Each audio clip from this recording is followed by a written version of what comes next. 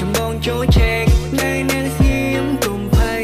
បងហ៊ានទីនេះជួងថ្លៃគឺចំណន់ឡោទាំងអស់សំដងចារីយ៉ាសែមបោកក្រហមមិនចាក់ពីចិត្តស្នេហាជាជីមិនវងមកពាក់ស្ងួននៅមុខបាក់ប៉ាមិនធ្វើតាមពីសន្យាទាំងព្រយើងនៅសិក្សាថាលយលន់ស្មោះសនងរហូតទៅទូស្គរពេលខ្លះថារបងនេះខូចទៅពេញនៅក្នុង